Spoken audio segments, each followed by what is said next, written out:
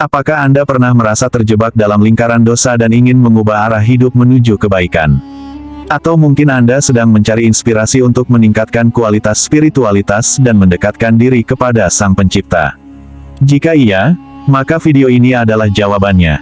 Dalam video ini, kita akan menjelajahi konsep taubat nasuha dan tata cara praktis untuk mengamalkannya dalam kehidupan sehari-hari. Saksikanlah untuk mendapatkan panduan yang bermanfaat dalam memperbaiki hubungan spiritual dengan Allah Subhanahu wa Ta'ala dan menjalani hidup yang lebih bermakna. Jangan lewatkan kesempatan ini, karena setiap detik akan memberikan Anda wawasan berharga menuju keselamatan dan keberkahan. Ayo, mari kita mulai.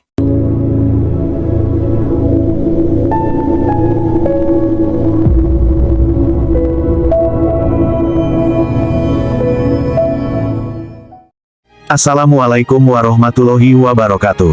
Syukur alhamdulillah, kita bisa berjumpa lagi di channel ini. Sholawat dan salam selalu dan tetap tercurahkan kepada junjungan kita, Nabi besar Muhammad Sallallahu Alaihi Wasallam.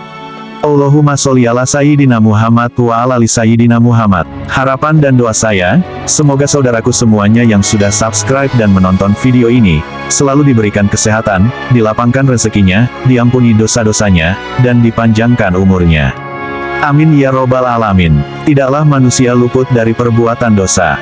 Oleh karena itu, Allah Subhanahu wa Ta'ala dalam kebijaksanaannya memerintahkan kaum muslimin untuk bertaubat agar dosa-dosanya terhapus. Taubat bukanlah hal yang sembarangan, melainkan memerlukan niat yang kuat dan tulus untuk tidak mengulangi perbuatan maksiat yang berujung dosa. Taubat yang demikian disebut dengan taubat nasuha. Dalam surah At-Taubah ayat 104, Allah Subhanahu wa Ta'ala berfirman, yang artinya, tidakkah mereka mengetahui bahwa Allah menerima taubat dari hamba-hambanya dan menerima zakat, dan bahwasanya Allah Maha Penerima Taubat lagi Maha Penyayang. Dengan demikian, memahami pentingnya taubat dalam ajaran Islam adalah langkah awal dalam memperbaiki hubungan spiritual dengan Sang Pencipta. Dalam video ini, kita akan membahas konsep taubat nasuha menurut buku, Cara Bertaubat Menurut Al-Quran dan As-Sunnah, yang disusun oleh Syekh Muhammad bin Ibrahim Alham. Menurut penulis, taubat nasuha adalah taubat yang dilakukan dengan penuh keikhlasan, kejujuran, kemurnian, dan ketulusan, semata-mata hanya karena Allah Subhanahu wa Ta'ala, serta terbebas dari cacat dan celah. Hal ini menegaskan pentingnya kesungguhan dalam menjalani proses taubat, di mana taubat bukanlah sekadar ritual formalitas, melainkan sebuah kembali kepada fitrah dan kesucian hati. Yuk, mari kita eksplor lebih dalam konsep taubat nasuha ini dalam konteks ajaran Islam. Ciri taubat yang diterima Allah Subhanahu wa Ta'ala. Dalam buku 17 Jalan Menggapai Mahkota Sufi susunan Muhammad Solihin disebutkan bahwa, setidaknya ada 4 ciri diterimanya taubat seseorang sebagaimana disebutkan oleh Al-Jailani dalam Sir Al-Asrar. 1. Terputusnya hubungan dengan para pelaku kejahatan dan terjalinnya hubungan yang erat dengan orang-orang soleh.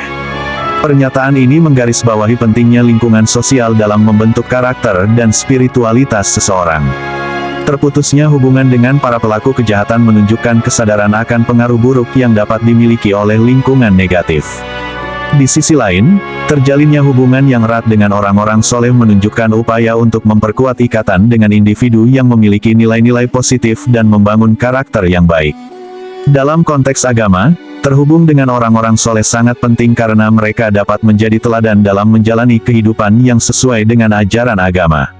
Hubungan yang erat dengan mereka dapat membantu seseorang dalam meningkatkan ketakwaan, keimanan, dan kebaikan dalam hidupnya.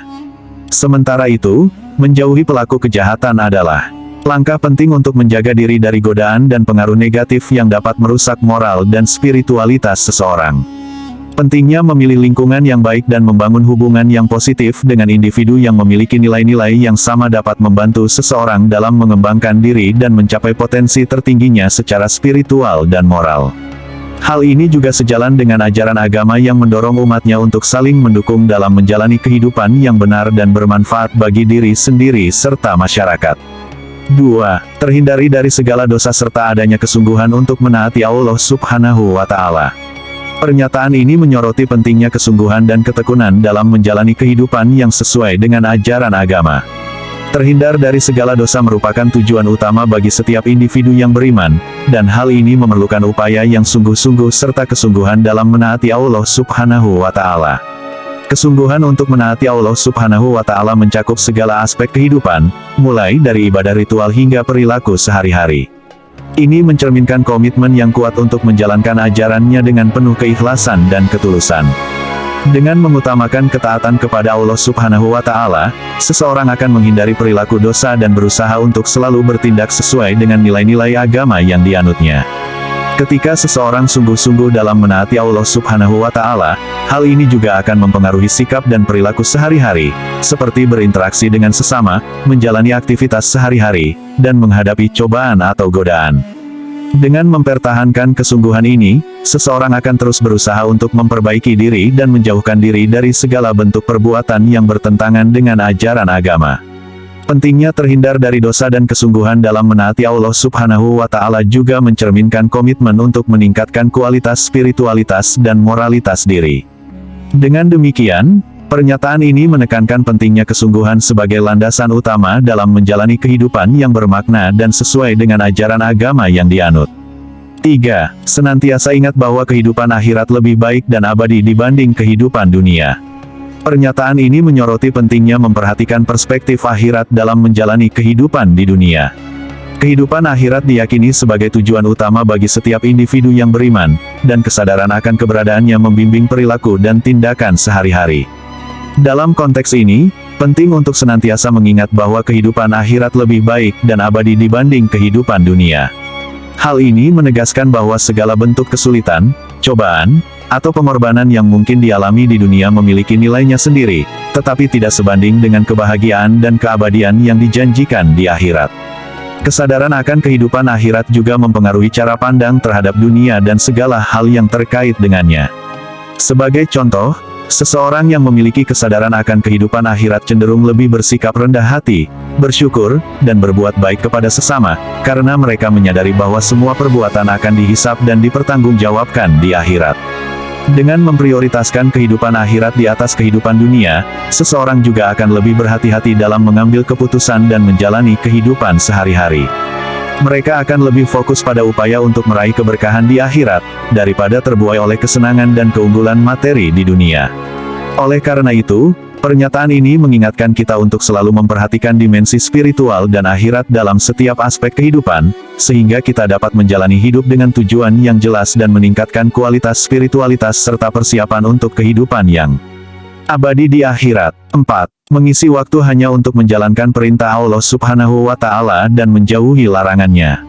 Pernyataan ini menekankan pentingnya memanfaatkan waktu dengan baik untuk melakukan hal-hal yang sesuai dengan ajaran agama Islam. Mengisi waktu hanya untuk menjalankan perintah Allah Subhanahu wa Ta'ala dan menjauhi larangannya mencerminkan komitmen yang kuat untuk hidup sesuai dengan nilai-nilai agama. Dalam konteks ini, waktu dianggap sebagai anugerah dari Allah Subhanahu wa Ta'ala yang harus dimanfaatkan secara produktif dan bermanfaat. Hal ini mencakup melaksanakan ibadah-ibadah ritual seperti salat, puasa, dan sedekah, serta menjalankan nilai-nilai moral seperti berbuat baik kepada sesama, menghindari perbuatan dosa, dan menaati perintah Allah Subhanahu wa Ta'ala. Mengisi waktu dengan menjalankan perintah Allah Subhanahu wa Ta'ala dan menjauhi larangannya juga berarti mengarahkan setiap aktivitas dan tindakan kita agar selaras dengan ajaran agama. Misalnya, dalam bekerja atau beraktivitas sehari-hari, seseorang dapat mengusahakan agar tindakan tersebut tidak melanggar nilai-nilai agama, seperti berlaku jujur, adil, dan menghindari hal-hal yang diharamkan. Selain itu, penting juga untuk memperhatikan keseimbangan antara ibadah ritual dengan aktivitas-aktivitas dunia. Meskipun ibadah ritual memiliki posisi penting dalam Islam, namun menjalani aktivitas dunia yang bermanfaat juga merupakan bagian dari ibadah jika dilakukan dengan niat yang benar dan sesuai dengan ajaran agama. Dengan demikian, pernyataan ini mengajak kita untuk menghargai waktu sebagai sarana untuk mendekatkan diri kepada Allah Subhanahu wa Ta'ala dan meningkatkan kualitas spiritualitas kita. Dengan mengisi waktu dengan menjalankan perintahnya dan menjauhi larangannya, kita dapat mengarahkan hidup kita menuju keselamatan dan keberkahan di dunia dan akhirat. Kemudian, tata cara taubat nasuha. Berikut sejumlah tata cara taubat nasuha yang dapat dikerjakan oleh kaum muslimin sebagaimana dinukil dari buku ibadah-ibadah paling terhormat bagi pelaku maksiat agar taubat nasuha karya Muhammad Nasrullah. 1. Berhenti dari perbuatan dosa ataupun menghindari penyebabnya dan mulai melaksanakan perintah Allah Subhanahu wa Ta'ala. khususnya melaksanakan perintahnya dalam urusan salat dan puasa, maka setelah bertaubat bisa mulai dikada jika sebelumnya sempat tidak mengerjakan. 2. Melakukan salat taubat dan berdoa memohon ampunan Allah Subhanahu wa Ta'ala. 3. Menyesali sepenuhnya dan ikhlas akan perbuatan dosa yang telah dilakukan. 4. Berjanji untuk tidak mengulanginya kembali dengan sungguh-sungguh. 5. Melakukan salat taubat. Perlu dipahami, salat taubat dapat dilakukan sebanyak 2, 4 rakaat dan seterusnya. Cara pengerjaannya seperti salat pada umumnya dan tidak ada ketentuan waktu pengerjaan. Namun, alangkah baiknya dilakukan pada tengah malam setelah salat Isya. Terima kasih telah menyimak. Jangan ragu untuk membagikan video ini kepada teman dan keluarga Anda. Semoga kita semua senantiasa mendapatkan rahmat dan ampunan dari Allah Subhanahu wa Ta'ala. Sampai jumpa pada kesempatan berikutnya. Demikian yang bisa saya bagikan, semoga bermanfaat untuk kita semua. Amin ya robbal alamin. Wassalamualaikum warahmatullahi wabarakatuh.